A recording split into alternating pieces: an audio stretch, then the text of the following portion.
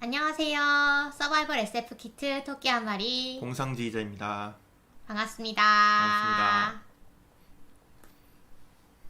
네, 저희 이제 슬슬 라이브 방송을 할 준비가 된 것 같아요. 그래서 저희가 다음부터는 이제 라이브 방송을 한번 해볼까 하는 생각도 하고 있습니다. 만약에 하게 되면 아마 금요일 저녁에 될 것 같고요.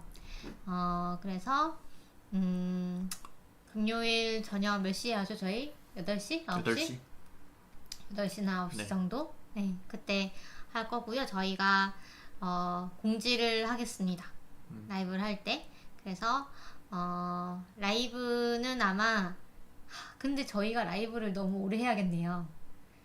왜요? 3시간, 2편을 하니까요? 네, 3시간을 해야겠네요. 거의 한 2시간 반 정도 하게 될 텐데.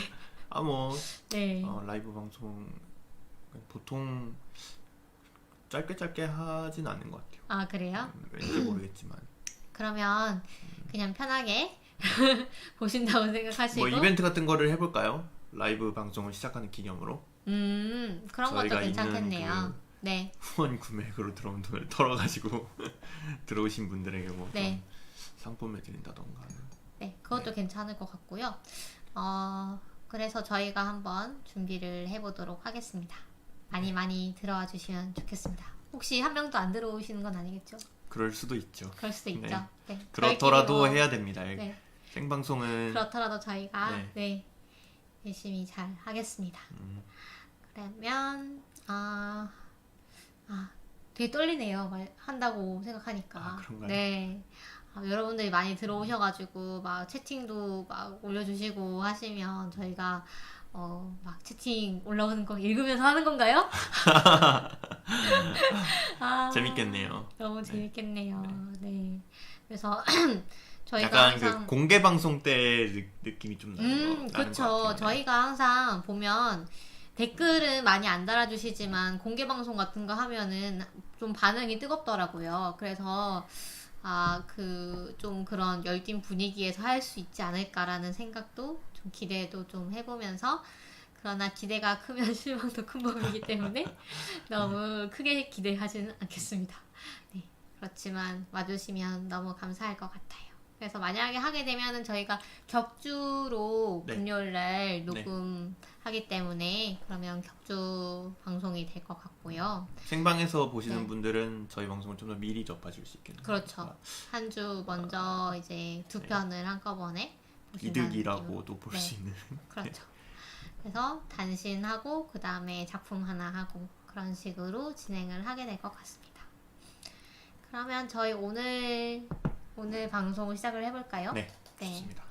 오늘 방송 단신을 할 차례인데요. 그러면 단신을 하기 전에 댓글부터 한번 소개를 해드릴게요.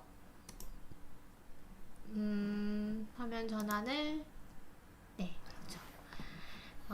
댓글을 2개. 네, 유튜브에 2개 달아주셨네요. 네. 그래서 우선 차원이님께서 115화 단신에 저희가 편집을 하다가 이 유튜브에서 그쵸, 유튜브에서 그 영상 편집이 되게 섬세하게 잘 안 되더라고요. 그래가지고 좀 막 저희가 피곤하기도 하고 그래가지고 좀 이렇게 하다 보니까 맨 처음에 공상님이 자 시작합니다 탁 하는 네. 게 약간 같이 컷하는 들어가가지고 느낌으로. 네 그게 있으면은 그 음성 소스가 편집하기가 좀 쉬워가지고. 맞아요. 왜냐면은 그 피크가 찍히기 때문에. 그렇죠. 그걸 보고 편집하면 되거든요. 네.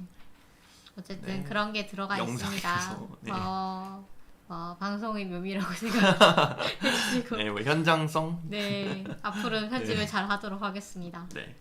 그래서 그 다음에 김필산의 사이언스 비치라는 채널에서 네. 놀러 와 주셨어요. 아, 감사합니다. 감사합니다. 유추한 곳에. 네, 그래서 저 여기 채널도 가봤는데 상당히 재미있는 영상들이 많이 올라오더라고요. 뭐 SF 작품 영화 리뷰하는 영상도 있고, 그 다음에 과학 관련 어떤 영상도 있고 해서 여기도 한번 놀러가 보셔도 좋을 것 네. 같습니다. 그래서 안녕하세요. 이번 편 듣고 웨어하우스라는 작품에 대해 관심을 가지게 되었습니다. 재미있을 것 같네요. 라고 해주셨습니다. 그래서 지난번에 저희가 이 택배 노동자, 그러니까 거의 쿠팡맨 또는 이제 아마존 뭐 이런 회사를 연상시키는 그런 그 소설 웨어하우스를 소개를 해드렸죠. 네. 그래서 정말 재밌는 책인데 저희가 팟빵에 올리는 네. 올리는 제가 실수를 타이밍이 아니 근데 공상님 올리셨다면서요, 그쵸? 네, 왜냐면 올리셨는데- 제가 소개글까지 다 작성을 그쵸? 했거든요. 네. 여기 유튜브에는 정상적으로 올라갔잖아요. 네, 같이 올렸거든요. 그래서 유튜브에는 정말. 바로 올라갔는데 팟빵에는 분명히 공상님 귀신이 곡할 올리셨는데 노릇입니다. 네, 올리셨는데 그게 안 올라가 있었습니다. 있었는데 없었습니다. 이런 거죠. 있었는데요. 네. 그래서 네. 저희가 그걸 화요일인가 수요일인가에 네. 발견을 했어요. 그래서 네. 부랴부랴 올렸는데 그래서 팟빵에는 좀 업로드가 늦게 된 점 다시 한번 사과 말씀을 드립니다. 그래서 네. 그래서 그런지 이번 화수가 좀 팟빵에서 조회수가 잘 안 나와가지고 안타까워요. 그래서 그렇군요. 네, 그래서 116화 좀 많이 들어주세요. 유튜브로 이미 다 많이 들으셔서 그런지. 그렇다고 유튜브 조회수가 그렇게 많은 것도 그런가요? 아니었더라고요. 그래서 네, 그 웨어하우스 정말 재미있는 작품이니까요. 많이 들어주시고 그다음에 이번 편도 들어주시면 감사하겠습니다. 네. 그러면 이제 오늘 단신으로 넘어갈게요. 오늘 네. 사실 단신이 그렇게 많지는 않아서 음. 좀 여유롭게 가보려고 해요. 그래서 네. 뭐 혹시 단신 다 하면은 좀 일찍 마치는 것도 괜찮을 것 같고 그렇습니다. 그러면 일단 SF 신작부터 소개를 할게요. 일단 그 저스티스 리그라는 네. 영화가 있는데 2017년에 개봉을 했던 영화인데 폭망했죠. 네, 대폭망을 해가지고 3천억인가? 3천억 달러인가? 그래요. 네, 들인 돈이. 네. 그래서 이 영화가 사실 잭 스나이더라는 감독, 그러니까 맨 오브 스틸 감독하셨던 그분이 감독을 맡아서 제작을 하다가 중간에 이제 그 피치 못할 사정으로 갑자기 하차를 하게 되었어요. 그래서 조스 웨던이라는 분이 맡아서 재촬영도 하고 뭐 CG도 기존에 돼 있던 것도 막 바꾸고 뭐 시나리오도 많이 바꾸고 해서 본인의 색깔로 해가지고 완성을 한 거죠. 그런데 이 영화가 이제 어떤 그러니까 흥행에도 실패하고 또 이제 비평도 아주 아주 네. 뭐라 그럴까요? 그 나쁜 평을 많이 들어가지고 상당히 그 흑역사가 되었는데 캐릭터성이 다 붕괴가 되고. 그렇죠. 캐붕이라고 하죠. 네. 네. 배트맨 같은 캐릭터들 막 다 좀 우스꽝스럽게 묘사가 돼가지고. 음. 배트맨 엄청 진중한 캐릭터잖아요. 그쵸. 배트맨은 간지 빼면 시체인데. 그쵸. 근데 막 네. 배트맨을 막 개그 캐릭터 그런 걸로 만들어버리고 그래가지고 좀 아쉬운 점이 많은 네. 영화였죠. 네. 2017년에. 네. 그래서 그거를 다시 뭐 또 찍기도 하고 또 그 기존에 찍어놨던 거, 그러니까 기존에 찍어놨던 거를 다시 살리고 이렇게 하면서 4시간짜리를 네, 이게 그러니까 네. 팬들이 그러니까 잭 스나이더가 이 영화를 만들고 나서 그 DC 쪽에서 이제 그 직원들이 있죠. 직원들이랑 좀 네. 높으신 분들에게 영화를 보여드렸는데 네. 거기서 퇴짜를 받았어요.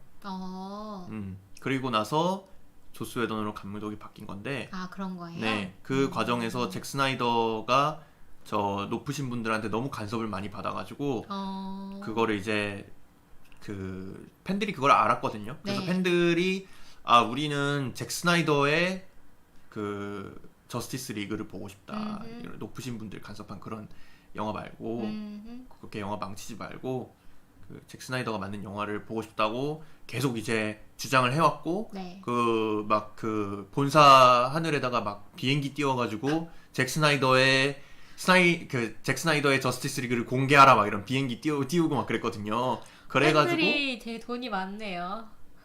네. 그런가 봐요. 네. DC 유니버스도 굉장히 네. 큰 그 세계관이잖아요. 그렇죠. 마블 지금 못지않게. 네, 그러니까 만화 역사에 있어서는 거의 마블의 대항마인데 영화는 지금 뭐 대항마 라이벌이라고 하기도 뭐한 좀 진짜 영화가 계속 망해가지고 그렇죠. 반지 닦기부터 시작해가지고 반지 닦기 망했고 맨 오브 스틸도 반지 닦기가 뭔가요? 그린 랜턴인가요? 네, 그린 랜턴. 네. 그 맨 오브 스틸도 호불호가 좀 있었고 네. 그 다음에 그 배트맨 대 슈퍼맨도 망했죠. 그렇죠. 계속 망했거든요. 그래가지고 그 DC 쪽에서도 손을 놨단 말이죠. 이번에 저스티스 리그 망하면서 아 우리는 이제 영화 그 개인 히어로물에 좀 집중을 하겠다. 이런 건 안 만들겠다. 이러면서 좀 손을 놨는데 네. 이제 팬들이 계속 그렇게 공개하라라고 주장을 해가지고 이번에 나온 영화가 잭 스나이더의 저스티스 리그라고 하네요. 저는 DC 영화는 사실 많이 안 봤어요. 왜냐면은 반지 닦기부터 해가지고 네. 그 너무 평이 안 좋아가지고 좀 보기가 무섭더라고요. 다크나이트도 그걸로 치나요? 네, 다크나이트에 나오는 배트맨이랑 아마 같은 배트맨이라고 보시면 될 겁니다. 다크나이트는 정말 좋았잖아요. 다크나이트는 네. 그 감독이 워낙 유명한 감독이니까 누구였죠? 그 저희 다뤘던 감독인데. 크리스토퍼 놀란이요? 네, 크리스토퍼 놀란. 이 3부작으로 다뤘죠. 네. 그래서 크리스토퍼 놀란이 다룬 그 3부작도 그 1편이 제일 재밌고 그렇죠. 2편이 약간 아쉽다. 3편은 잘 모르겠는데 이런 느낌으로 좀 평가가 이렇게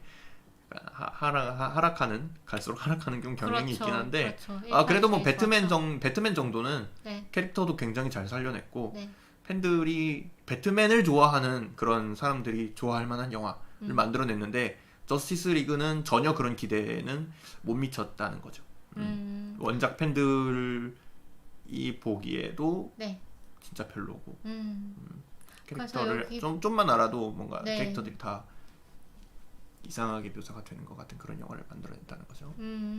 그래서 여기 보시면 배트맨이랑 슈퍼맨이 일단 나오고 원더우먼이 나오고 아쿠아맨이 나오고 이 둘은 누군가요? 아시나요? 저 왼쪽에 있는 캐릭터는 플래시라고요. 플래시. 맨 왼쪽에 있는 캐릭터는 플래시라고 마블에도 나옵니다. 마블에서는 죽었어요. 마블에서는 총 맞고 죽었는데 마블에 왜 나와요? DC 캐릭터가? 이게 네. 일부 캐릭터는 겹쳐요. 진짜요? 왜냐면은 그 뮤턴트라는 그 저기 뭐죠? 그 돌연변이 나오는 영화 뮤턴트 나오는 영화 뮤턴트 X 울버린 네. 나오고 그 네. 영화 시리즈가 뭐죠? 이름을 그 까먹었는데 그 유명한 영화 시리즈죠. 그렇죠. 유명한 영화 시리즈죠. 아무튼 그 영화에 네 맞아요. 엑스맨 네. 엑스맨 캐릭터들이 겹칩니다. 그래요? 네, 왜 저도 정확히 왜 그런지 모르겠어요. 저는 정확히 왜 그런지 모르겠는데 플래시가 양쪽에 다 나오는 캐릭터인 걸로 알고 있어요. 그렇구나. 스파이더맨도 DC 그건 소니죠. 스파이더맨은 아니구나. 아무튼 플래시가 마블에도 나오고 능력도 정확히 똑같아요. 엄청 빠른 캐릭터고 DC에도 나오는 아무튼 플래시고 저 세 번째에 있는 캐릭터는 사이보그라고 기계 인간이라는 설정인 것 같아요. 이 영화에서 처음 등장한 캐릭터라고 들었는데 정확하게 모르겠습니다. 그렇군요. 그렇게 들었고요, 저는. 알겠습니다. 그러면 그래서 여기 보니까 그 조커가 나오더라고요. 그 자레드 맞아요. 회상 같은 걸로 등장하는 것 같아요. 자레드 레토인가? 그 왜 블레이드 러너 2049에서 악역으로 나왔던 그 배우가 이제 조커를 맡았는데 이 조커가 그 예고편 보니까 마지막에 We live in a society 뭐 이러면서 그 다음에 블라블라블라 이렇게 얘기를 하더라고요. 그래서 그 이 We live in a society가 밈이래요. 엄청나게 그 아주 유명한 밈이래요. 근데 해외 이게 밈인가 보죠. 처음 들어보는. 네, 해외 밈이래요. 그래서 뭐 약간 우리가 찌질하지만 우리도 사회의 일원이다. 뭐 약간 그런 맥락인 것 같기도 하고 뭐 그런데 이 밈이 공식에 나온 건 아니고 공식에서 나온 적은 없고 그냥 팬들이 만들어가지고 이제 자기들끼리 좋아하던 밈인데 아주 이제 유명해진 밈인 거죠. 근데 이 밈을 이 공식에서 얘기를 해준 거거든요. 그러니까 조커가 이렇게 발언을 해준 거거든요. 그래서 팬들이 이거에 막 열광을 하고 있다고 합니다. 네. 그래서 우리나라는 뭐 별로 감흥이 없을 수도 있는데 외국에서는 이게 되게 열광하는 포인트라고 하네요. 참고로 우리나라에는 HBO가 안 들어와가지고 VOD로 공개가 됐다고 합니다. 그렇구나. 네, VOD로 보실 수 있고. 네, 맞아요. 이게 HBO Max라고 해가지고 뭐 넷플릭스 같은 그렇죠. 그런 HBO에서도 약간 디즈니 스트리밍, 플러스 같은 그렇죠. 느낌으로 스트리밍 플랫폼이죠. 네, HBO가 이제 왕자의 게임 뭐 이런 거 대작 드라마를 만드는 곳이잖아요. 그래서 거기서 공개를 3월 18일 날 했고 아마존 계열인가요, 여기가? 아마존인지는 모르겠어요. 그냥 독립적인 거 아닐까요? 그런가요? 네. 근데 아마존이면 아마존 프라임에서 했겠죠. 그거 아마존 네. 프라임이구나. 아마존은. 네네. 그렇네, 맞네요. 그래서 러닝 타임이 일단 4시간입니다. 그래서 영화관에서 개봉을 하기는 또 조금 부적절하다고 생각을 했나 봐요. 약간 네. 그 90년대 영화 이런 90년대 영화 보면 실제로 네. 막 4시간짜리 영화 있잖아요. 중간에 진짜요? 인터미션 있고 아. 바람과 함께 사라지다 막 이런 영화 있잖아요. 그쵸. 네네. 네, 약간 네. 그런 느낌. 실제로도 쉬는 시간이 있대요, 이 영화에도. 그래요? 네, 인터미션이 실제로 있대요. 여기서 잠깐 쉬어가세요. 맞네요. 네. 화장실 다녀오세요. 이런 거. 그렇구나. 어쨌든 그러네요. 왜냐면은 네. 그 4시간이 될 수밖에 없었던 이유가 여러 가지가 있는데 이전작에서 등장하지 않았던 신캐릭터들이 영화에서 새롭게 많이 등장을 해가지고 그 캐릭터들을 소개하는데 좀 많이 공을 들였다고 합니다. 그래서 캐릭터를 빌드업을 하는데 조금 시간을 네. 많이 썼다 뭐 네, 이런 뭐 얘기가 그렇다고 있더라고요. 하더라고요. 네. 그렇습니다. 그래서 DC 계열 좋아하시는 분들은 또 즐길 거리가 생기신 것 같고 제가 딱 평을 보니까 뭐 이 영화도 사실 호불호가 조금 갈리긴 하는데 어쨌든 예전 영화보다는 훨씬 낫다라는 것이 이제 그 중론인 것 같습니다. 네. 뭐 호불호가 갈리더라도 그거 막 그렇게 막 대놓고 까는 사람은 좀 없는 것 같던데요. 그래요? 약간 그래도 뭐 수작이다, 뭐 평작은 아니다. 뭐 이 정도 평이 아닐지. 저도 안 봐서 모르겠습니다만 저도 좀 많이 얘기를 하니까 봐야 될 것 같다는 생각이 좀. 네. 왜냐면 저는 마블 시리즈를 좋아하고 다 챙겨보고 이런 영화를 좀 좋아하는 사람으로서 네. 좀 봐야 되지 않을까 이런 좀 왜냐면 이런 방송도 하니까 좀 의무감 같은 것도 좀 있고 그래서 그쵸. 네, 봐야 되지 않을까 생각을 하고 있는데 이게 약간 그 덕업일치의 좀 서러운 점이라고 할까요? 약간 그쵸 덕질이 좀 의무감으로 느껴질 때가 있습니다. 네. 그렇죠. 그래서 마블도 소식 하나 있잖아요. 맞아요. 네, 네. 제가 여기에 준비하지 그것도 않았는데 제가 아쉽게 다 못 봤는데 네. 왜냐면은 우리나라에서 공개가 안 돼가지고 네. 네.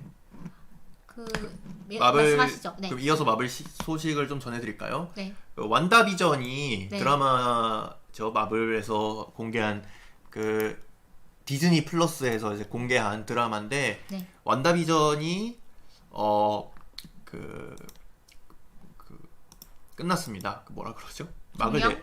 종영을 했습니다. 네, 네. 막을 내렸고 네. 좀 충격적인 분위기에서 결말이 전개가 되었다고 저는 그래요? 들었는데 저는 보지 않았고 스토리가 어떻게 진행됐는지는 다 유튜브에서 봤어요. 알아야 될 것 같아가지고 네. 속성으로 보셨군요. 네네 속성으로 봤습니다. 네. 요약되어 있는 걸 쭉 봤는데 좀 약간 그 스포당하는 느낌이어가지고 좀 약간 죄책감이라고 해야 되나 뭐라 그러죠? 좀 기분이 상하는 느낌? 그런 느낌이 좀 있었는데 네. 뭐 어쩌겠어요. 우리나라에서 공개가 안 됐고 보려면 뭐 VPN으로 해야 된다는데 그거는 좀 그런 것 같아가지고 아무튼 그 완다비전이 뭐 충격적인 결말 속에서 끝났고 네. 완다비전 자체는 좀 실망하시는 분들도 좀 있는 것 같아요. 그래요. 그 약간 그 원작 팬들이 실망을 좀 많이 하시는 것 같더라고요. 그러니까 원작을 모르는 분들은 재밌게 봤는데 원작 팬이신 분들은 약간 우리 땡땡 살려내 뭐 이렇게 주장하시고 그렇구나. 감독한테 막 항의 네. 메시지를 보내고 누군가가 죽나 보네요. 네. 저도 거기까지는 잘 모르겠습니다만 죽는 게 아니고 아마 뭐 부활을 못해서 그런 것 같아요. 저도 잘 모르겠고요. 네. 아무튼 그리고 나서 어제부터 또 디즈니 플러스로 우리나라에는 공개가 안 됐습니다. 네. 더 팔콘 앤 더 윈터 솔저라고 새로운 시리즈가 이제 공개가 됐고 사실상 캡틴 아메리카의 연장선이죠. 아 그래요? 근데 왜냐면 캡틴 아메리카가 저번에 엔드게임에서 은퇴를 하면서 저 윈터 솔저하고 팔콘한테 자기의 캡틴 아메리카 방패를 넘겨주면서 너가 이제부터는 캡틴 아메리카야 이렇게 하면서 끝났어요. 이거는 좀 스포일러일 수 있는데 다 보셨을 거라고 생각하고 엔드게임 네. 뭐 공개된 지 한참 된 영화고 네. 보셨을 분들은 다 보셨을 거라고 생각을 하지만 그래도 스포일러가 될 수 있었던 점은 좀 죄송스럽네요. 좀 큰 스포일러가 아 그렇구나. 네. 네. 아무튼 그래서 캡틴 아메리카의 연장선에 있는 영화라고 볼 수가 그러니까 드라마죠. 드라마라고 볼 수 있을 것 같습니다. 마블에서 드라마 시리즈를 영화하고 연계를 시키는 거는 이번이 좀 최초의 시도예요. 아 그래요? 이전부터 사실 마블 시리즈에서 드라마가 있기는 했는데 네. 영화하고 직접적인 연결점은 하나도 없었거든요. 일부러 안 만들었거든요. 왜냐면 그렇게 하면은 또 허들을 더 높이게 되니까. 왜냐면 드라마를 안 본 사람이 그 캐릭터를 처음 보니까 네. 그렇게 될 거 아니에요. 네. 근데 이번에는 좀 그러니까 역방향으로 한 거죠. 영화에 있는 캐릭터를 가지고 드라마를 만드는 쪽으로 이렇게 해가지고 더 팔콘 앤 더 윈터 솔저가 3월 19일 저희 녹음 시간 기준으로 어제부터 공개가 돼가지고 아마 6월에 좀 종영이 될 것 같고 6월부터는 또 로키라는 네. 드라마가 또 나옵니다. 로키는 이제 토르의 동생이죠. 네. 토르의 친동생은 아니고 아마 엄마가 다른 걸로 알고 있어요. 근데 로키가 원작이 아니라 원래 타임라인에서 죽거든요. 원래 세계관에서 죽는데 얘가 엔드게임에서 어떤 뭐 엎치락뒤치락하는 일로 인해서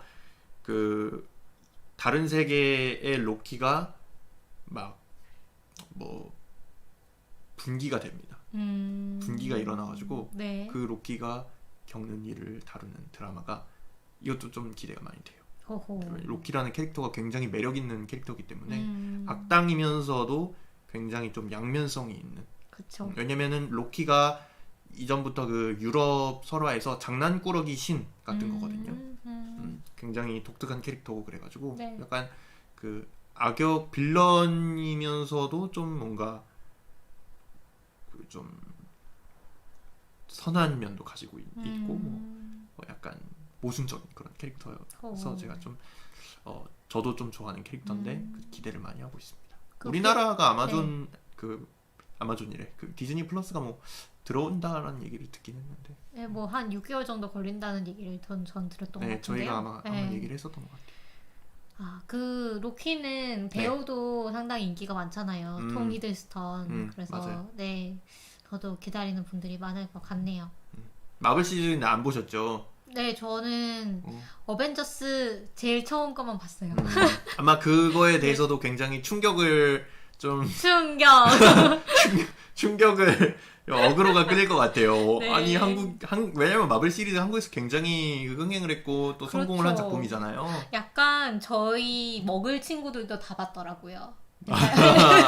무슨 좀 말인지 아시겠죠? 덕력이 없는 친구들도 그렇죠. 네, 뭐 판타지, 굉장히 뭐 약간 SF 이런 거 인싸 문화가 된 것 같아요. 그쵸, 마블을 그쵸. 좋아하는 게 맞아요. 그냥 요즘 사람들 보는 영화 같은 느낌으로 그렇게 돼가지고 저는 오히려 그런 너무 대세가 되면 약간 네, 홍대가 뭔가요? 홍대병이라고 하죠. 아 그런가요? 네. 네. 홍대병. 그런 게 있어가지고 네. 그래서 안 봤는데 근데 어벤져스 보니까 뭐 잘 만들고 재밌더라고요. 네. 좋죠. 좋은 영화입니다. 네, 재밌는 건 저는 인정합니다. 다만 이제 특히 좀 네. 닥터 스트레인지가 나오는 영화라던가 몇몇 영화들은 굉장히 우리 SF적으로도 다룰 만한 좀 그렇죠. 가치가 있는 영화들이 있어서 예를 들어 아이언맨 시리즈가 그렇고요. 아이언맨 시리즈가 그렇고 닥터 스트레인지 첫 번째 영화도 네. 그 동양적인 그런 어떤 신비한 주술이 사실은 어떤 과학적인 힘을 담고 있는데 이것을 뭐 어떻게 통제할 것이냐 막 이런 얘기를 다루거든요. 그런 네. 것들이라던가 아니면은 그 히어로의 활동을 우리가 제약해야 되느냐 마느냐 이런 걸 가지고 싸우는 이 아이언맨이랑 그 누구야 캡틴 아메리카랑 싸우는 영화 이름을 까먹었네요. 네. 윈터 솔저 영화도 그렇고 그런 것들 보면은 굉장히 다룰거리가 많기 때문에 언젠가는 다뤄보려고 좀 벼르고 있나요? 네, 벼르고 있는데 아마 신작이 나오지를 않아가지고 이 코로나 때문에 다 죄다 연기가 돼버려가지고 네. 그럼 아무래도 뭐 옛날 거 하면 되죠. 옛날 거 해도 되죠. 좀 아쉽잖아요. 아무래도 신작이 나왔을 때 네, 신작이 나왔을 때 딱 노를 저어야 되는데 네. 알겠습니다. 신작 나오면 기대하겠습니다. 네. 네. 노를 적기 위해서 그럼 저는 그동안 열심히 복습을 해놓고 있어야겠네요. 네. 좋네요. 좋은 자세입니다. 열심히 보겠습니다. 네. 그러면 네, 아무튼 저희 되게 여유 있게 하다 보니까 또 시간이 많이 가고 있어서 네. 다음 소식으로 넘어가겠습니다. 그 신 에반게리온 극장판 이게 어떻게 읽는지가 아직 정해지지가 않았어요. 저 이 말씀하시는 네, 건가요? 줄 두 개가 있는데 이게 그 악보에서 보면 마지막에 피네라 그래가지고 그 마침 뭐라고 하죠? 마침표라고 하나? 하여튼, 초등학교 때 배웠던 그쵸, 음악 네. 교과서에 실려 막 도돌이표 그렇죠.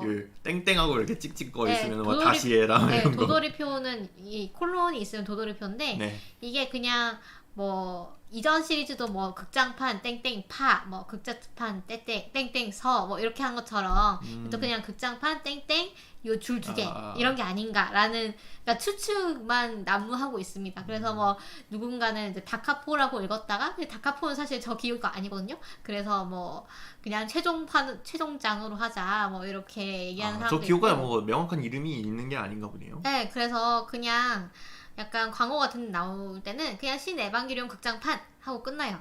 그래서 뭐 그냥 어쨌든 신 에반게리온 극장판 마지막 시리즈가 개봉을 했습니다. 4월 8일에 드디어 코로나 때문에 한번 우리나라에서 개봉 안 하지 않았어요?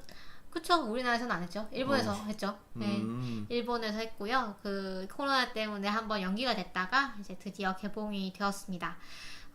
그래서 우리나라 사람들이 참 우리나라에도 에바 팬들이 많잖아요. 그래서 참 괴로워하고 계세요, 다들. 못 보니까. 네, 일본으로 지금 갈 수도 없고 그 다음에 그래서 예전 같으면 이제 코로나가 없었으면 다들 비행기 타고 갔겠죠. 저를 포함해서 갔겠죠.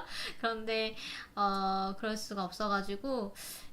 그 트위터 보니까 그냥 트위터로 이제 구경하면서 부러워하고 있더라고요. 다들 배 아파 이러면서 막 배찢 막 이러면서 근데 월요일이었어요. 3월 8일. 그런데 이날 연차를 쓰고 아침 이 회차를 관람을 하는 직장인들이 속출했다고 합니다. 일본에서? 네. 그래서 뭐 우리 상사가 뭐 연차를 썼는데 아마도 그거인 것 같다. 막 이런 거. 약간 그래서 저도 한번 트위터 봤는데 되게 재밌더라고요. 그다음에 일본에서 에반게리온이 어느 정도 포지션에 있는 건가요? 우리나라 지금 일단 박스 오피스 1위입니다. 네. 그 정도의 포지션이라고 할 수 있겠네요. 그 다음에 이번 그러니까 이번 극장판이 특히 역대 에바 극장판 시리즈 중에서는 첫날 수익을 1위를 찍었다고 해요. 이 코로나 시국에. 그래서 그만큼 최종편이라는 그런 의미가 있는 것 같아요. 그래서 사실 여기 포스터에도 보면은 사라바 스베테노 에반게리온 이렇게 적혀 있거든요. 그러니까 사라바는 안녕이라는 뜻이란 말이에요. 그래서 그 모든 에반게리온이여 안녕이라는 이 메시지를 전하고 있고 그 본 사람들도 사실 지금 너무 이제 중요한 그러니까 에반게리온이라는 아주 큰 시리즈의 그 최종 그 대단원이기 때문에 이거는 진짜 내 눈으로 그냥 보고 싶다라는 사람들이 많아가지고 스포일러를 극히 자제를 하는 그런 분위기가 만들어져 있다고 합니다. 그래서 제가 첫날 그 개봉 첫날 트위터 봤을 때도 제발 너네들 스포하지 마. 나 지금 트위터 잠그고 도망갈 거야 이러면서 스포하지 말아주세요. 막 이런 거 되게 많았거든요. 근데 그래서 또 너무 그러다 보니까 할 수 있는 얘기가 없는 거예요. 감상을 얘기를 하려면 좀 스포일러가 있을 수밖에 없는데 또 뭐 예를 들면 비평가라던가 그러니까 비평을 하는 사람들도 이런 스포일러를 못하니까 아예 비평을 할 수가 없다라는 불만도 나와서 그래서 공식 트위터에서 이제 개봉 2주차부터는 스포일러를 해도 좋으니까 좀 마음껏 얘기를 해주시라 뭐 이렇게 좀 얘기를 했다고 하네요. 그래서 일단은 저 그것도 봤어요. 트윗 중에 러닝타임이 좀 긴 편이에요. 2시간 35분이거든요. 155분이라 가지고 그래서 화장실을 좀 조심하라. 화장실에 미리 갔다 와라. 뭐 이런 트윗이 좀 많았고요. 그러니까 할 수 있는 얘기가 없으니까 스포일러 안 하면 그래서 저런 화장실 얘기 뭐 이런 거 나오고 러닝타임이 길다. 네, 그렇더라고요. 그래서 일단은 스포일러 없이 할 수 있는 이야기. 네, 러닝타임이 길다. 저도 사실 스포일러를 안 봤습니다. 안 봤고요. 그래서 여러분들께 해드릴 수 있는 이야기는 없지만 일단은 그까지는 들었어요. 이제 뭐 주인공 애들은 다 나오나요? 그쵸, 다 나오겠죠? 나오겠죠? 근데 신지가 신지랑 네. 그 다음에 아스카랑 레이랑 그 다음에 그 남자애도 있잖아요. 예쁘장하게 생기네. 카오루? 네, 카오루 다 나오는 건가요? 카오루는 큐에서 죽었잖아요. 아 그래요? 네. 큐를 안 봤어요. 전편 아직 안 봐가지고 영화판. 큐에서 이제 원래 TV판에서도 죽는데 이제 큐에서도 죽고. 극장판이 지금 3개인가 나왔죠? 네, 이게 3개 4번째고. 나왔고 이번이 4번째고요. 그래서 일단 본 사람들이 스포 없는 평에 의하면 이번에는 정말 끝난다. 뭐 이것도 스포일 수도 있긴 하겠지만 뭐 이 정도는 뭐 괜찮겠죠. 그래서 뭐 이번에는 떡밥을 풀리긴 하는 건가요? 엄청나게 많은 떡밥이 있었는데. 모르겠어요. 그건 이제 스포를 안 당하면 알 수 없는 그런 건가요? 그쵸. 그래서 어쨌든 간에 끝난다. 에바가 끝난다. 다음으로 또 이어진다. 이런 거 없다. 그렇게 얘기를 하시더라고요. 이게 그 전 극장판 1, 2, 3편? 네. 파랑 뭐 서랑 큐. 네, 3개는 네. 우리나라에 뭐 공개가 되어 있는 거죠? VOD가 있나요? 네이버 같은 데 그럴걸요? 네네네. 우리나라에서 개봉을 했었으니까. 봐야겠네요. 네, 이것도. 개봉을 했었고 보실 수 있는 루트가 있습니다. 제가 기억하기로는. 네. 그래서 참 상징적이고 또 오래된 이 시리즈잖아요. 90년대에 시작을 해서 이 어떤 오타쿠 문화를 이끌었던 그런 상징적인 작품인데 이제 마무리가 된다고 하니까 좀 시원섭섭하네요. 이게 사실 이 극장판이 상당히 많이 미뤄졌었거든요. 기존에 이제 언제 나온다라고 했던 게 한 2018년, 19년 뭐 이 정도였던 것 같은데 점점 미뤄지면서 사람들이 좀 불만을 가지기도 했는데 정작 이제 나온다고 하니까 이제 끝난다고 하니까 또 섭섭한 기분도 들기도 합니다. 어쩌면 뭐 애니메이션 세대 교체를 진짜 알리는 그런 게 될 수도 있을까요? 뭐 이미 세대 교체는 됐죠, 사실. 이게 뭔가 진짜로 약간 그 세대 교체를 알리는 신호탄 같은 게 될 수도 있을까요? 사실 신극장판이 나오는 시점에서 이미 세대 교체는 있었다고 봐요. 그 전에 그때 이미 세대 교체는 마무리가 됐다. 네네. 이것도 그러면 새로운 세대의 영화다. 약간 저는 그런 느낌을 받았어요. 네. 그래서 일단은 이게 가이낙스가 아니고 카라라는 이제 새로운 스튜디오에서 만들어진 작품이기도 하고 약간 그 예전 TV판이랑 비교를 해봤을 때는 좀 약간 음침한 그런 분위기가 조금 없어지지 않았나. 예, 약간 덜하지 않나라는 생각이 좀 들긴 했는데 어쨌든 얼른 볼 수 있었으면 좋겠네요, 한국에서도. 네. 그러길 바랄 뿐입니다. 보게 된다면은 또 그때 저의 나름대로 평가를 좀 해보는 걸로. 단신은 같은 데서. 네. 그리고 제가 보니까 이번에 메카닉 작화 감독을 그 김세준 씨라는 한국인 애니메이터 분이 맡으셨더라고요. 그래서 좀 자랑스러웠어요.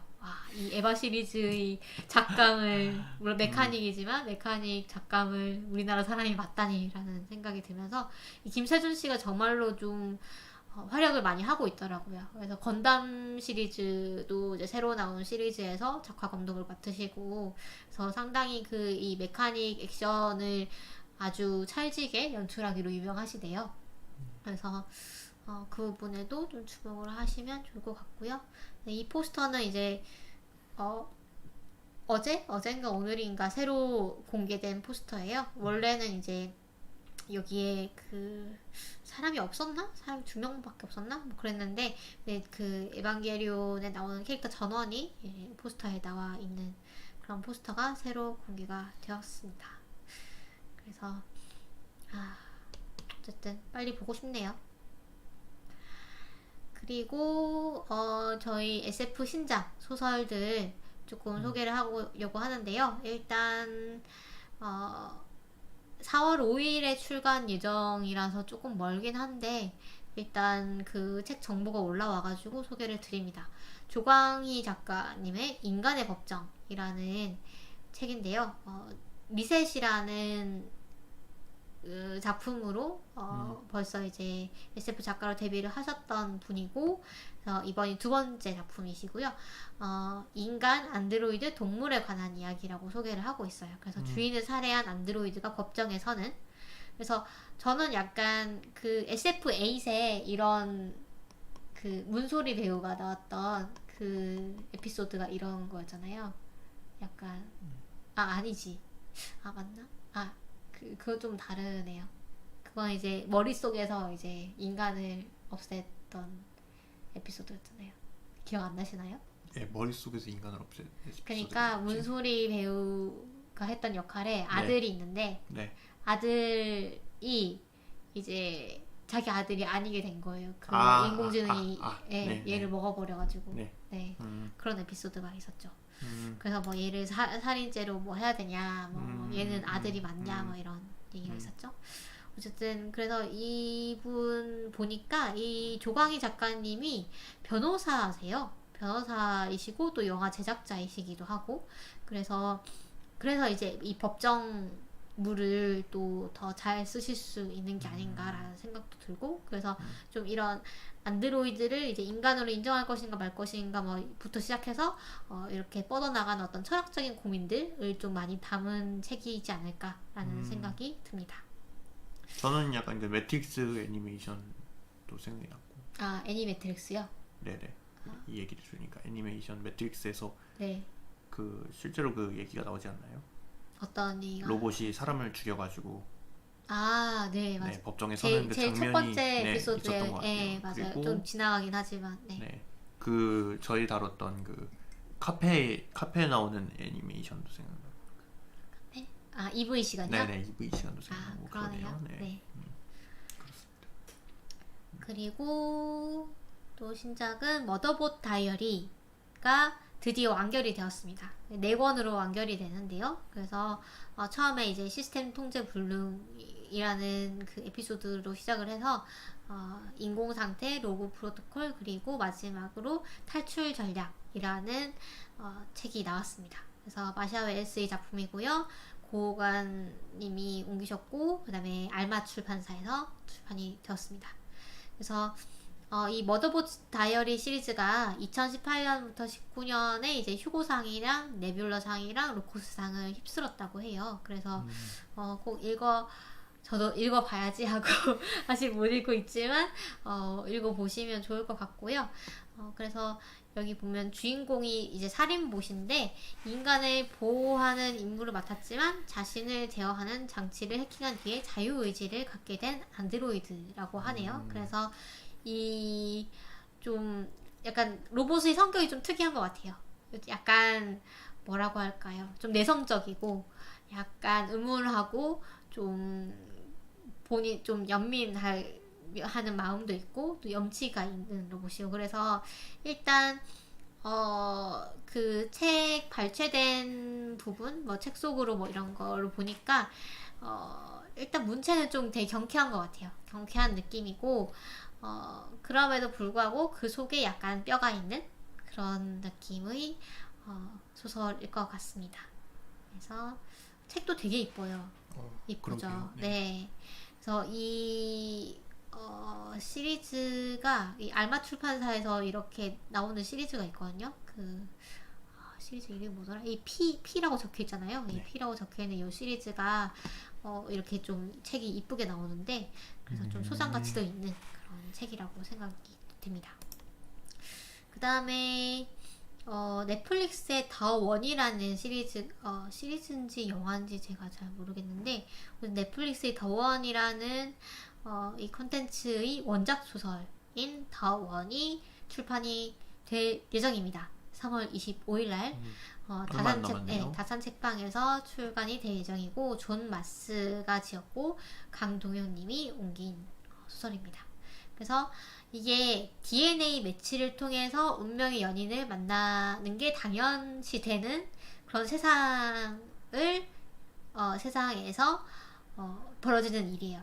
그래서 세상인데, 그래서 그 여기서는 일단 그 DNA 매치가 되면은, 그러니까 약간 옛날에 사주 보고 궁합이 잘 맞으면은 그냥 볼 것 없이 결혼을 했던 이런 거랑 좀 비슷한 것 같아요. 그래서 DNA 매치만 되면은 얘가 뭐 인종이 뭐 어떻다라든가 뭐가 어떻다든가 이런 거 전혀 상관 안 하고 그냥 결혼을 하는 거예요. 그게 당연해져 버린 그런 시대인데, 근데 이 5커플의 얘기가 나온다는데 좀 바로 결혼하기에는 조금 그런 상황이 생기는 거예요. 예를 들면 제가 보니까 한 에피소드는 이 매치를 했더니 시한부 인생인 사람이 이제 상대로 나온 거예요. 그럼 이 사람이 결혼을 해야 되는가? 뭐 이런 얘기도 나오고, 그래서 여기 보면은 그쵸, 뭐 매칭 상대를 찾긴 찾았는데 이미 죽었다고 뭐 이런 사람도 있고, 그래서 이런 연애 블록버스터가 펼쳐진다 이런 설명을 하고 있습니다. 그래서 이따가 또 잠시 소개드릴 시간이 있을지 모르겠는데, 그 일본 드라마가 이거랑 좀 비슷한 설정, 그러니까 DNA로 뭔가 좀 매칭을 해준다는 그런 회사가 등장하는 일본 드라마가 있더라고요. 제가 밑에 해놨는데, 몰라도 되는 것이라는 일드가 있습니다. 2020년에 나온 건데, 이 주인공이 자기 아빠를 모르고 살다가 그 어머니가 이제 돌아가시기 직전에 사실 너희 아빠는 누구누구야 막 이러면서 이제 돌아가셨어요. 그런데 그 아빠가 알고 보니까 연쇄살인마였던 거예요. 그래서 그 애인한테 그 얘기를 하니까 애인이 그러면 고민해 봤는데 안 되겠다, 우리 헤어지자라고 했어요. 그러니까 그 원래 결혼할 사이였는데, 그래서 과연 그러니까 뭔가 화두를 던지고 있는 거죠. 과연 이제 이 유전자는 얼마나 이 영향을 줄 것이고, 만약에 이 배우자 그다음에 그 앞으로 낳을 아이에게 이제 유전자를 물려줘야 되는데, 그러면 그 유전자를 따질 것인가 안 따질 것인가 뭐 이런 거를 좀 질문을 하고 있는 그런 드라마인 것 같아서 약간 잠깐 소개를 해드렸습니다. 그리고 네. 그리고 이제 SF 관련 행사로 넘어갈 건데요. 네. 세계관 최강자를 찾는 장르 여행 지금 7강까지 들었는데, 제가 7강은 제가 사정이 있어가지고 안타깝게 톨킨에 대해서는 못 들었고요. 지금 어떤 메타버스, 그러니까 레디 플레이어 원을 다루는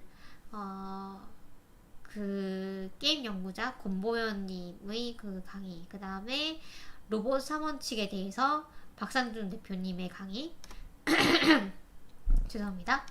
그 다음에 그 웨이스트랜드에 대해서 그 할란 앨리슨의 그 소년과 개라는 작품을 가지고 저희 방송에도 나오셨던 임태훈 교수님이 또 아주 재미있게 설명을 해주셨어요. 그래서 이렇게 3강을 또 들었고, 그 다음에 추리문화 평론가이신 전혜진 님이 나오셔가지고 코난 도일은 왜 빅토리안인가? 라고 하면서 빅토리아 시대에 대해서 그 다음에 코난 도일의 그 홈즈라는 캐릭터에 대해서 많이 설명을 해주셨거든요. 이것도 상당히 재밌었어요. 그래서 빅토리아 시대가 전 잘 몰랐는데 아주 역동적인 시대였더라고요. 그러니까 각종 그러니까 기존의 왕실 그 다음에 뭐 귀족 뭐 이런 것과 근데 이제 산업혁명이 되면서 약간 그 신흥 귀족이라고 해야 될까요? 신흥 자본가 예, 그쵸. 부르주아 계급이라던가 또 노동자 계급 뭐 그 다음에 신분 차별이 있었다 없었다 뭐 이런 여러 가지 것들이 막 섞이면서 상당히 이 역동적이고 다이나믹한 그런 시대였고 그래서 어떤 모순들도 많이 발생을 했고 그래서 이 홈즈가 그런 모순을 그 자기 속에 또 갖고 있는 캐릭터고 뭐 그런 것들을 설명을 해주셨는데 이것도 상당히 재밌었습니다. 그리고 이서영 작가님 SF 작가님이시니까 아마 아시는 분들도 많으실 텐데요. 이 이서영 작가님이 이 러브크래프트와 크툴루 신화라고 해가지고 그 크툴루 신화와 이제 러브크래프트에 대해서 설명을 해주셨어요. 그래서 제가 이 강의 듣고 기억에 남는 거는 러브크래프트는 글을 참 못 쓴다라는 거였습니다. 러브크래프트가 설정은 참 잘 만드는데 글을 잘 못 썼던 거예요. 그래서 그 후대의 사람들이 이렇게 멋진 설정을 가지고 왜 이렇게밖에 못 쓰지? 라고 하면 답답해가지고 2차 창작을 막 하기 시작한 거죠. 그래서 이 크툴루 신화라는 이 세계관이 생기고 이 크툴루 신화 세계관도 사실 러브크래프트가 만든 게 아니래요. 그 후대 작가가 만든 거래요. 그래서 이 세계관이 생기고 이 세계관은 사람들이 이제 그 뜯고 씹고 즐기게 되는 것이죠. 역으로. 그래서 그 부분이 상당히 재밌더라고요. 근데 이제 이게 그 이서영 작가님만 그렇게 생각하시는 게 아니고 스티븐 킹도 러브크래프트는 정말 글을 못 쓴다 이렇게 평가를 하셨다고 해요. 그래서 거의 이제 좀 많이 좀 동의하는 부분인 것 같아요. 그 부분은. 네, 그래서 그 개인적인 그런 비난으로 듣지 마시고 네, 혹시 러브크래프트 팬이 계시다면 네. 어쨌든 그 설정만큼은 상당히 매력적인 게 사실이고 그래서 약간 그것도 생각났네요. 저는 그 나스 키노코라고 타임문 세계관을 만드신 분이 계세요. 아시나요? 공의 경계 이런 거 쓰신 분. 페이트 들어보긴 했어요. 타임문 세계관. 네, 네, 페이트 시리즈. 네. 그분도 이제 사실 뭐 지금은 어떤지 모르겠는데 약간 글을 그렇게 막 유려하게 쓴다고 보기는 좀 힘들어서 그래서 설정은 되게 좋은데 설정은 되게 멋있는데 그걸 좀 못 따라하는 게 아닌가라는 얘기도 살짝 있었어가지고 네, 그것도 좀 생각이 났었습니다. 그 다음에는 이제 다나카 요시키와 은하영웅 전설이라고 해가지고 인류학 연구자이신 박근모 님이 이 은영전과 그에 얽힌 이 일본의 근대사에 대해서 얘기를 해주셨어요. 그래서 일본에서 어떤 학생 운동이 있었고, 그러니까 그 전공투라고 하죠. 네, 그 전공투 세대의 그 일본은 어땠었고, 그래서 그 어떤 이 학생 운동이 우리나라도 사실 좀 실패한 감이 있긴 하지만 일본은 훨씬 뭐랄까요? 그러니까 일본도 그 학생운동이 실패를 했어요, 결국. 그러니까 어떤 체제를 전복시키지 못하고, 마지막에 실패를 했거든요. 그래서 그 어떤 그런 정치적으로 이 민중들이 나서가지고 그 성공한 경험이었고, 이 실패한 경험이 약간 PTSD처럼 남아가지고, 그게 지금의 어떤 정치적 무관심이 상당히 많다고들 얘기를 하잖아요. 네. 일본에. 그런 걸 또 기조를 형성한 게 아닌가라는 얘기까지 하면서 상당히 재밌었습니다. 그런 부분도 네, 다 설명을 해주셔가지고. 은영전이 그 뭐 제국하고 막 전쟁하는 거죠? 막 혁명군이 있고 막 그런. 그렇죠. 그러니까 은하 대제국 막 이런 게 있고. 네, 제국이 있고, 그러니까 그 전제 군주제인 그런 제국이 있고 그 다음에 한편으로는 자유동맹이라고 그 민주주의 국가가 있어요. 그래서 두 진영이 싸우는 건데 이 민주주의 국가는 그러니까 사실 우리가 지금 가치관으로 보면은 민주주의 국가가 더 좋잖아요. 어떤 그 독재자가 있는 곳보다. 근데 이 독재자는 아주 그 좋은 사람이에요. 유능한. 네, 유능하고 네, 국민들을 참으로 위하고 그래서 이 독재 국가의 그 전제 군주제의 그 통치를 하는 사람들이 다들 좋은 사람들이에요. 좀 이상적인 그런 전제 군주제를 하고 있고 반면에 이 자유동맹 쪽은 상당히 그 부패해 있어요. 그래서 자기네들끼리 막 야합을 하고 아니 뭐 국민들은 개돼지로 알고 뭐 이런 이제 민주주의 국가인 거죠. 그러면 이랬을 때 과연 우리가 어느 쪽의 손을 들어줄 것인가를 계속 묻고 있는 작품이에요. 은영전이. 그 장면으로도 유명하지 않나요? 그 싸대기 때리는 장면으로도 유명하지 않나요? 제가 그 장면만 아는데. 아, 그래요? 네, 아닌가요?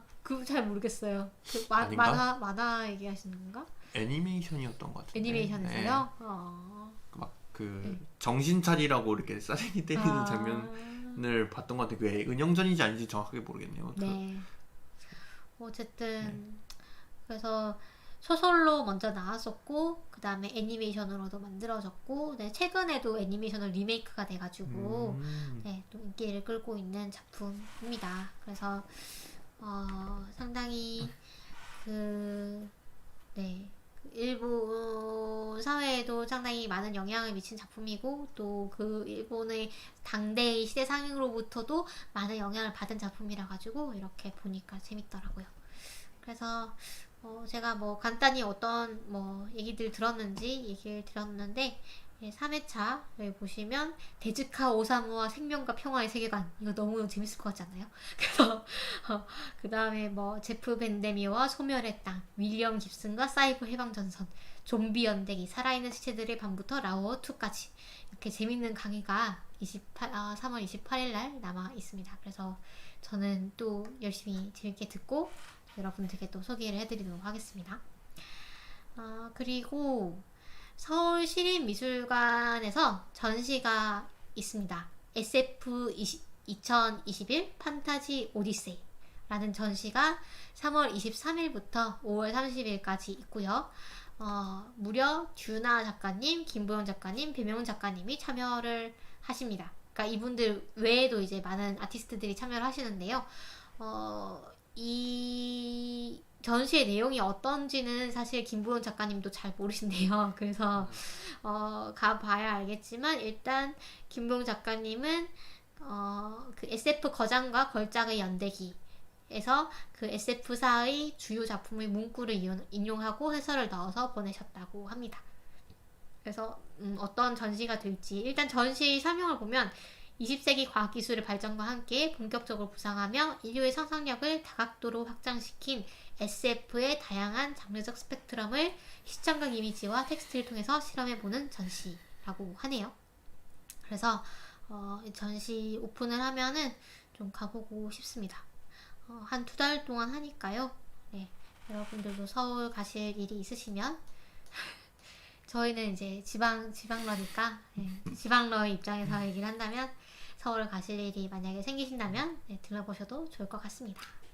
아까 제가 말씀드린 거를 좀 정정을 하자면은 제가 봤던 싸대기요? 싸대기는 건담에 나오는 거네요. 건담에. 네. 기동전사 Z 건담에 나오는 거라고 합니다. 네, 정정하겠습니다. 네.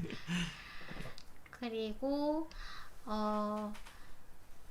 A플랫이라는 출판사가 있죠. 그래서 SF는 정말 끝내주는데 그리고 SF이 좋은 걸 이제 알았다니 이런 책이 나왔는데 저희가 소개드린 적이 있죠. 네.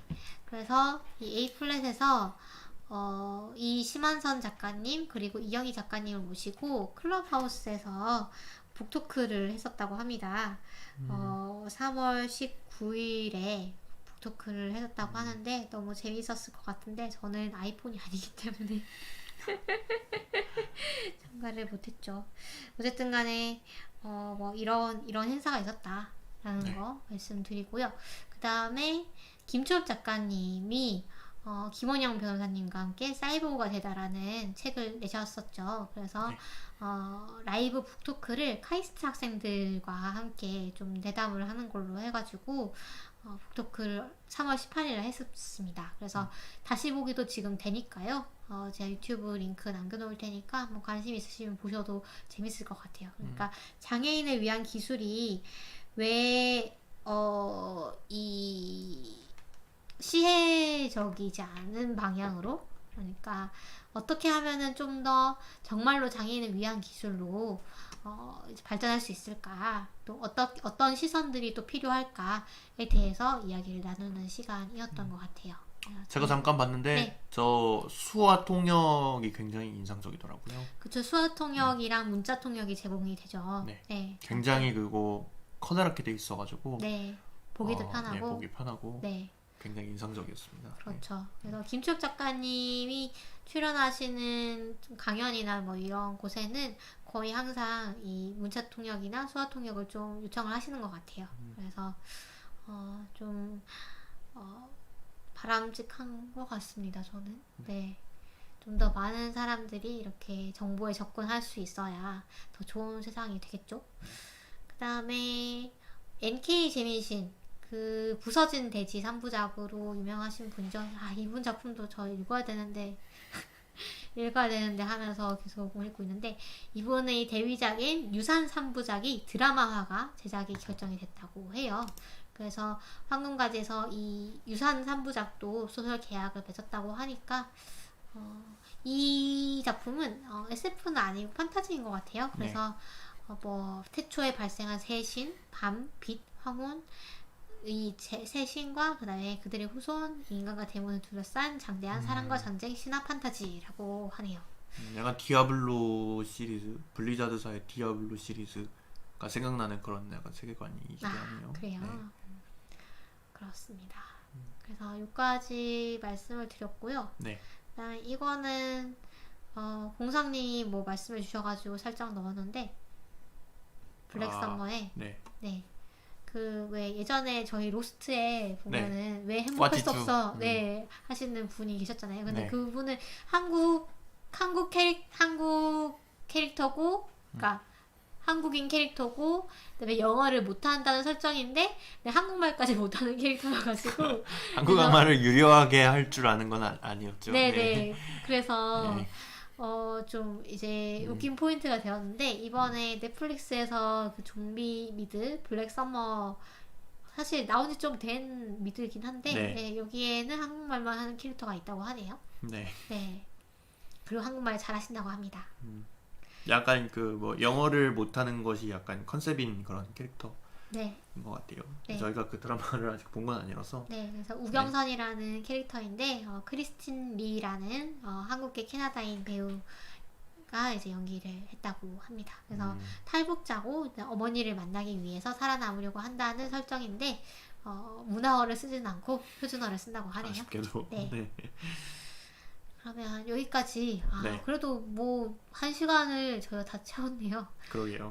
그래서 여기까지 단신을 다뤄보았습니다. 그래서 저희 다음 방송에서는 어떤 작품 다룰 예정이죠? 저희 다음 작품은 그 기생수 애니메이션 세이의 경륜이라고도 이제 부제가 붙여진 넷플릭스에서 공개된 기생수 애니메이션을 다룰 거고요. 네, 그렇습니다. 저희 방송은 뭐 마무리를 하면 될까요? 저희 방송은 팟빵, 파티, 아이튠즈 팟캐스트, 그리고 유튜브에서 보실 수가 있고요. 그리고 트위터, 페이스북, 인스타그램으로 소통하고 있습니다. 저희 너무 채널을 많이 운영하는 거 아닌가요? 새삼 느꼈어요. 맞아요. 정말 다양한 채널을 통해서 여러분들께 다가가려고 노력을 하고 있지만 잘 닿고 있는지는 잘 모르겠지만 어쨌든 닿기를 바라고 있고요. 너에게 닿기를. 그렇죠.